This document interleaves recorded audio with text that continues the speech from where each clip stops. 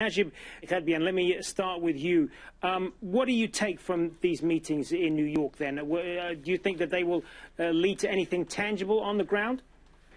I think the meetings in New York were extremely important from our point of view. I could highlight two specific issues. The first one, to bring Syria back to the UN at the level of the Security Council, because this organization has not been doing enough, in fact, to deal with the grave situation in Syria.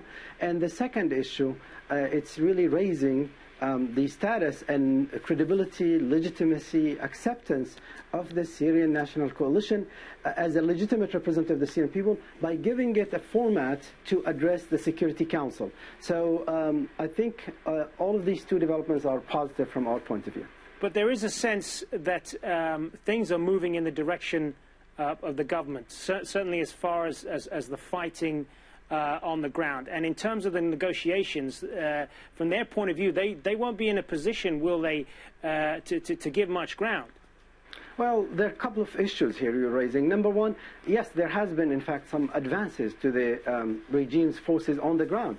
And this was due to the fact that there was an increased intervention by the Revolutionary Guards from Iran, by Hezbollah, by other volunteers from other countries, and the heavy support of Russia to the regime. So that was the key factor. But this is not necessarily going to be translated into a political victory, because the whole political process, the term of reference of Geneva II, if it were again to take place very soon, is Geneva I, which is an implementation of a democratic transition. So I think what it might do, and I think this is, I agree a little bit with basically what you're asking, it might in fact convince the regime not to go to Geneva. And I think that's a point where we need to be clear, because Russia is trying to promote the view that the regime is ready and we are not. I think the regime is trying to convince itself it can achieve a military victory, and I don't think that's going to happen. Brigadier General Kimmin, how significant in your mind are this week's developments in New York? Well, I think they're very helpful because, as Najib said, it got the question of Syria and the operations in Syria back into the United Nations where it needs to be. But like Najib, I'm concerned that the progress that's being made by the regime on the ground is such to provide a disincentive for them to want to negotiate until there's some sort of military setback on the part of the Syrian regime, until Assad believes that there is a reason to negotiate. I believe that he's just going to continue to capture his gains, and without providing support to the rebels, he could well continue this military operation to the point where he sees absolutely no reason to negotiate. Well, you mentioned earlier there that this brings all of this back to the UN. The trouble with that, though, if we go by past developments, is whenever this goes to the UN, it runs into a roadblock in the form of Russia and China. Is there any sense of any movement on that point? Well, what we are seeing is that both Iran and Russia, who are protagonists in this conflict in terms of their support for Assad, are making outroads and making outreaches to the United States for better relations. I think one of the preconditions for those better relations with Iran and with Russia is that they start withdrawing their support from the Assad regime and quit their malevolent support for the Assad regime inside of Syria. Rim Turkmani, what are the prospects then for this round of talks in Geneva, Geneva II, as it's been called, that's been discussed for a number of weeks now? If we achieve international consensus before the Geneva II, and hopefully in Geneva there will be a strong prospect for the start of a political process in Syria, the first step towards a solution, but not a solution. It's very obvious right now that the Syrian crisis is an international crisis, and therefore what happens on international level impacts very strongly what's happening on the ground. So if we see disagreement on the international level and believe in violence violence as a mean to change, we're going to see more confrontations on the ground and more Syrians being killed, like what happened today in Syria. And within 24 hours, the airstrikes of the regime killed about 90 civilians, 90 innocent civilians. Whereas if we see more agreement on international level and stronger faith in politics, then we're going to see more consensus on the ground in Syria, less casualties, and more space open for political process, and hopefully heading towards a solution. So we are very hopeful. We want this Geneva II to happen as soon as possible, and it's not acceptable that anybody stands as a block in the way of this Geneva, and certainly not a Syrian body, not a Syrian political body that thinks that it represents the rest of the Syrians.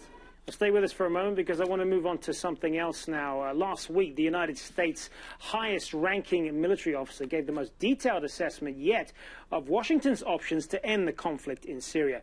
But the chairman of the Joint Chiefs of Staff, General Martin Dempsey, warned that any military intervention would be costly and uncertain. And he said once the U.S. took action, deeper involvement would be hard to avoid. General Dempsey assessed the risks and benefits of 5 military options. First, arming and training opposition troops. That would cost about $500 million a year. Then there's limited airstrikes, establishing a no-fly zone, creating buffer zones inside Syria, and controlling the government's chemical arms. These last 4 options would each cost, it is estimated, around $1 billion a month. Brigadier General Mark Kimmitt, can I ask you then, out of all of these options, what is the most feasible military option that can put an end to this conflict in your assessment? Well, first of all, I don't think any of these in and of themselves are going to end the conflict. They will all be means to the end of the conflict. But I think it's also important to note that there is a cost to inaction, that if we were to allow this government to either stay in power or for this government to be taken over and this country to be taken over by radicals, the parade of horribles are far more costly than the numbers that General Dempsey has put down. If we have a country where the chemical weapons are controlled by Islamists and radicals, if we have a country where a burgeoning nuclear program, which may have been set back but not eliminated, is controlled by radicals, it's going to cost the United States a lot more. And I think this focus on which is the least costly option may be one that's penny wise and pound foolish. Well, you talk about not allowing the country to fall in the hands of extremists, but as I'm sure you know, there are many who will argue that any international help that is being given to the rebels is doing just that, has the danger at least of doing just that. What do you say then to those who argue that arming the rebels is only going to fuel the conflict further, needlessly killing more people and risk putting more weapons in the hands of those extremists?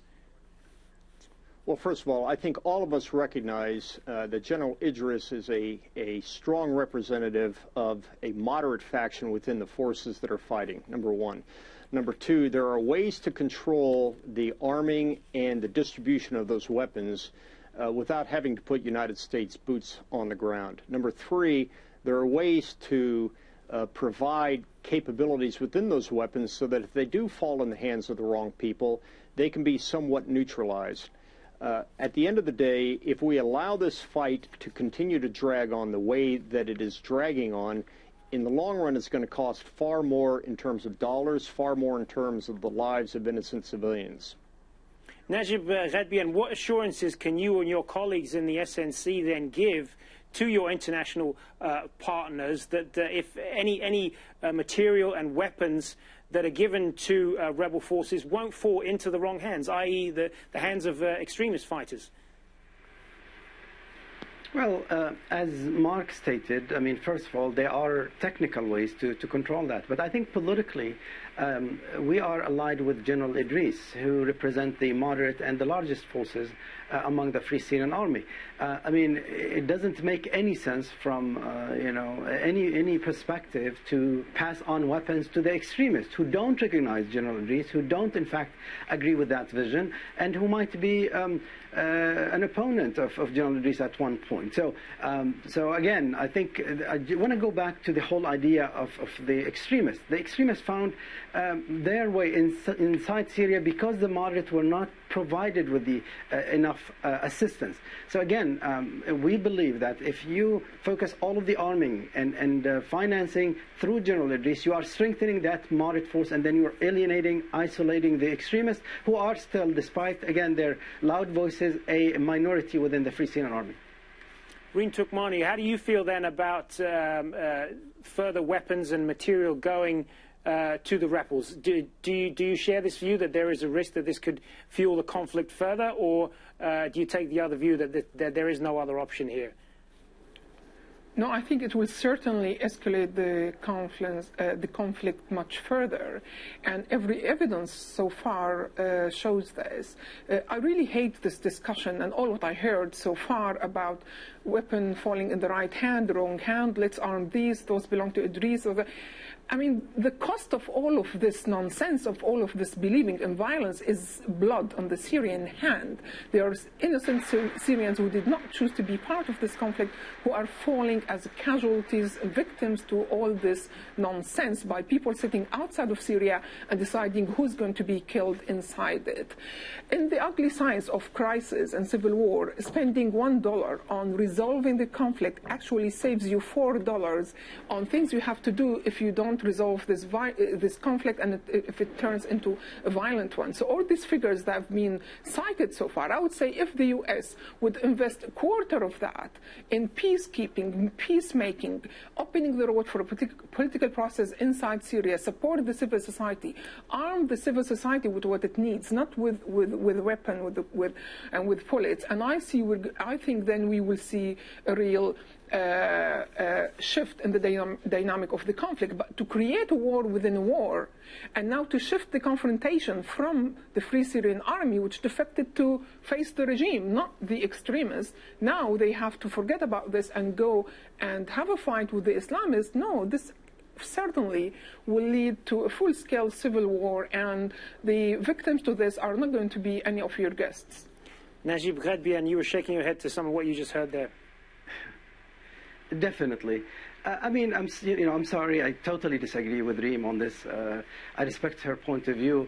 But what civil society are you talking about? I mean, the regime killed 100,000 already. This is the figure from yesterday from the Secretary General. They displaced 7 million Syrians already. They destroyed 1.5 million houses. You mentioned the figure, Reem, of this 90 people killed by Air Force. It's the regime that has the heavy weapons, the airplane, the Scud missile, the artilleries. What's happening is a self-defense. It's a legitimate self-defense by the Free Syrian Army. As you said, they defected to protect themselves, their families, as civilians.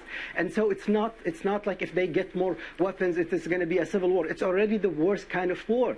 And so I think even if you want to raise the prospect of a political solution, if you allow me, if you need a real prospect of a political solution, you have to convince that the regime, they don't have, in fact, a chance to have a military victory. That's, I think, the point here. We're not interested in killing more Syrians. In fact, our concern, our main issue is to stop the bloodshedding. We supported every single political initiative from the Arab League to the UN. We worked so far. The regime never believed in a political solution. Otherwise, we would have not been here.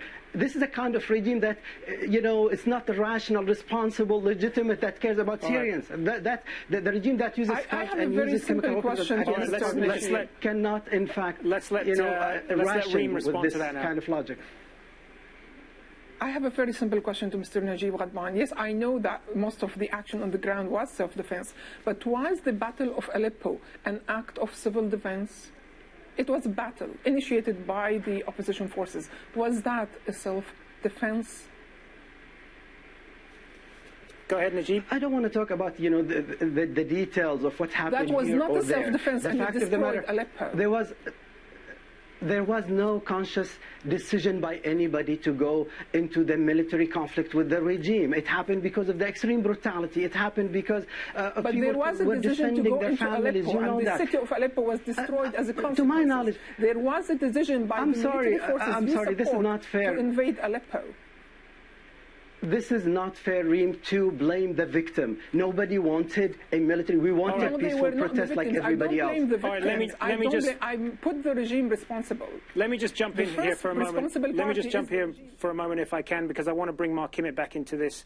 There is this two-track system that has been operating for some time now of arming the rebels on one side and pursuing talks on the other. A lot of people will look at this as just a complete contradiction. Others will look at it as a necessary strategy to end this conflict. How do you see it?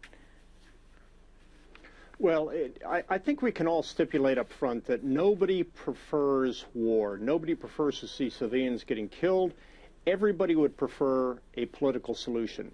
But the unwillingness of the Assad regime to engage in negotiations for the betterment of Syria, I think, unfortunately puts us in this situation. I sat down with Bashar al-Assad in 2004.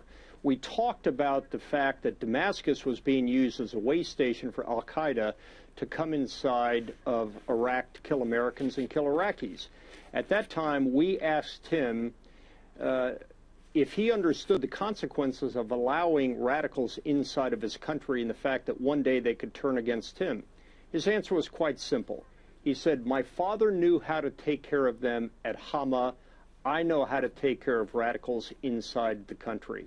So this is a thought process that suggests that the only way to maintain control inside his country is through force, through brutality, through control.